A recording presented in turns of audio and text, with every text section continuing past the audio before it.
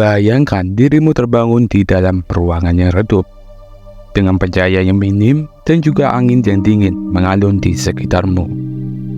Suara jeritan dan langkah kaki para penjaga hanya memperkuat kesadaranmu bahwa kamu berada di dalam penjara Alcatraz, Amerika Serikat. Penjara Alcatraz atau juga dikenal sebagai Rock atau The Rock terletak di pulau buatan manusia di Teluk San Francisco, California. Pembangunannya dimulai pada tahun 1853 dan selesai pada tahun 1912. Awalnya tujuan pulau ini adalah untuk menjadi sebuah benteng pertahanan militer. Namun pada awal abad ke-20, pemerintah Amerika Serikat mengubahnya menjadi penjara federal super maksimum. Mengapa begitu? Penjara Alcatraz ini dirancang khusus untuk menampung tahanan yang dianggap paling berbahaya dan sulit dipenjara di fasilitas penjara lainnya. Tapi, bagaimana rasanya hidup di dalamnya? Pertama, kita akan melihat sel-sel di penjara Alcatraz. Sel-sel Alcatraz terbuat dari beton yang tebal dan juga dinding besi yang kuat. Mereka dirancang dengan tujuan utama untuk mencegah pelarian dan memastikan keamanan maksimum. Sel-sel Alcatraz sangat kecil dan sempit. Mereka hanya berukuran sekitar 1,5 meter kali 2,5 meter. Cukup untuk menampung satu orang tahanan saja. Ruangan ini memiliki ventilasi yang sangat terbatas dan sedikit sinar matahari masuk. Di dalam sel, terdapat sebuah tempat tidur sederhana yang terbuat dari logam.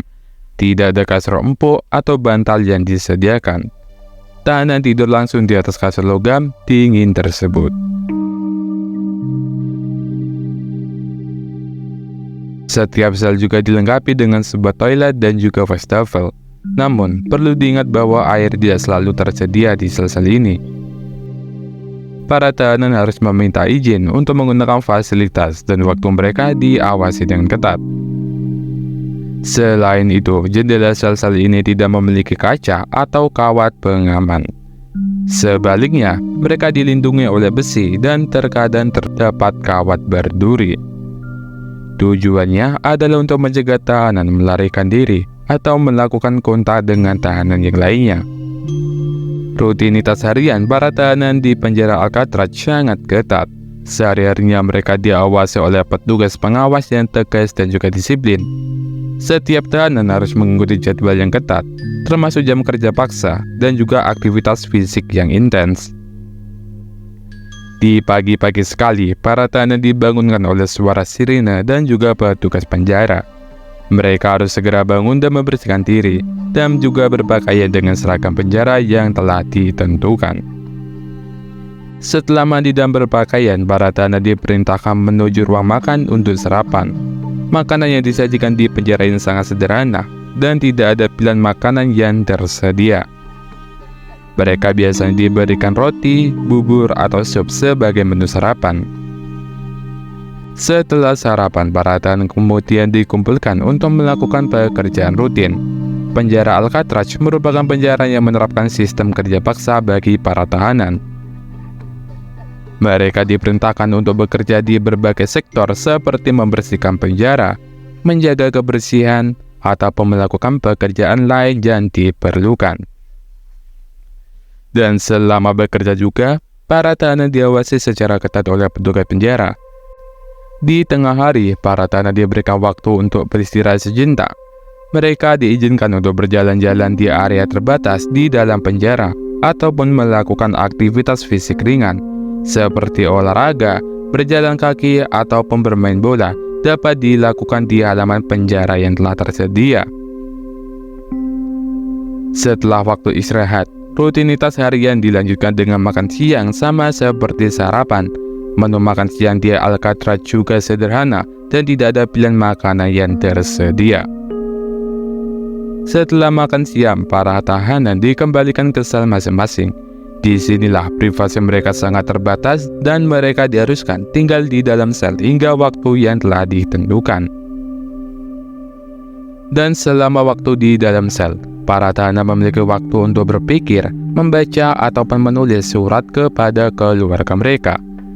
Namun, komunikasi dengan dunia luar sangat terbatas dan diawasi oleh petugas penjara. Seiring berjalannya waktu, sore hari tiba, dan rutinitas harian di Alcatraz mendekati akhir. Para tahanan mengikuti proses penghitungan, di mana petugas penjara memeriksa keberadaan setiap tahanan di dalam selnya. Setelah penghitungan selesai, para tahanan kemudian diberikan makan malam sebelum diarahkan kembali ke sel mereka. Setelah makan malam, mereka diharuskan beristirahat dan juga tertidur. Di penjara Alcatraz juga tahanan yang dipenjara biasanya menghadapi isolasi sosial yang sangat signifikan. Mereka seringkali diasingkan dari dunia luar dan terbatas interaksi sosial mereka dengan sesama narapidana dan juga para penjaga penjara. Isolasi ini juga berdampak negatif pada kesehatan mental dan juga para emosi tahanan. Tahanan di Alcatraz juga sering mengalami kebosanan, kesepian, depresi, dan juga masalah lainnya akibat isolasi sosial yang berkepanjangan.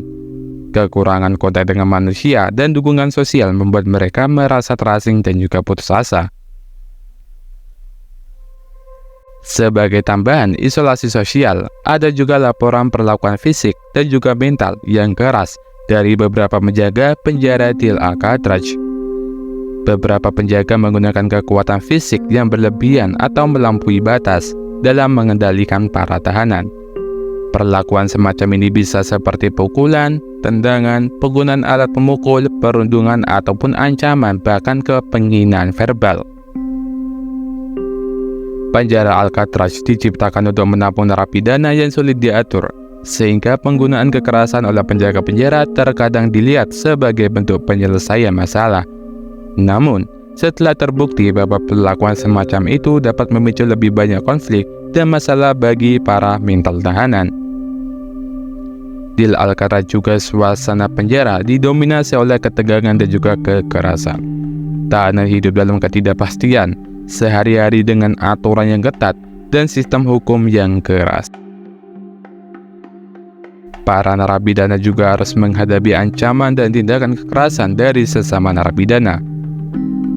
Dan salah satu tahanan terkenal di Alcatraz adalah Al Capone, seorang gangster terkenal pada masa itu. Dia ditahan di Alcatraz karena tuduhan penipuan pajak. Selain di penjara tersebut, Capone juga mengalami isolasi sosial yang signifikan dan juga kondisi kesehatan yang memburuk. Selain Capone, ada juga Robert Stroud, juga dikenal sebagai The Birdman of Alcatraz. Awalnya di penjara di Leavenworth, namun kemudian dipindahkan ke Alcatraz karena kegiatan ilegal di dalam penjara sebelumnya. Di penjara Alcatraz, Stroud fokus pada pemilihan burung dan menjadi seorang ahli ornitologi. Dan salah satu kejahatan paling terkenal yang terjadi di Alcatraz adalah percobaan pelarian besar pada tahun 1962. 3 narapidana yaitu Frank Morris dan bersaudara Clarence dan John Anglin berhasil melarikan diri dari penjara Alcatraz menggunakan perahu rakit yang mereka buat sendiri. Peristiwa ini pun tetap menjadi misteri hingga saat ini karena nasib sebenarnya para pelarian tersebut tidak pernah diketahui dengan pasti.